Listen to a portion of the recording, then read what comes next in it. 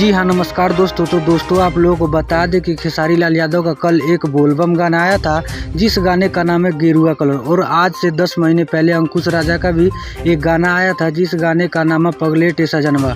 और इस गाने को बताया जा रहा है कि खेसारी लाल यादव ने इस गाने को कॉपी करके गाया है और इसी गाने को लेकर सोशल मीडिया पर वीडियो वायरल हो रहा है। खेसारी लाल यादव का आज से 4 दिन पहले एक और गाना आया था, जिस गाने का नाम है हैंडसम हीरो, जो यूट्यूब पर 10 नंबर पर ट्रेंड कर रहा है। और इस गाने को लिखे अखिलेश का, इस गाने पर इंस्टाग्राम पर 25,000 रील बन चुका है और ये गाना इंस्टाग्राम पर ट्रेंड कर रहा है। जी हाँ दोस्तों, और इस गाने का फुल वीडियो आप लोगों को बहुत जल्द देखने को मिलेगा। और दोस्तों आप लोगों ने अभी तक ये गाना सुना है कि नहीं, तो आप लोगों को ये गाना कैसा लगा, आप लोग अपना राय नीचे कमेंट बॉक्स में जरूर दीजिएगा। मिलते हैं आप सभी से किसी नेक्स्ट वीडियो में। जब तक के लिए जय हिंद, जय भारत।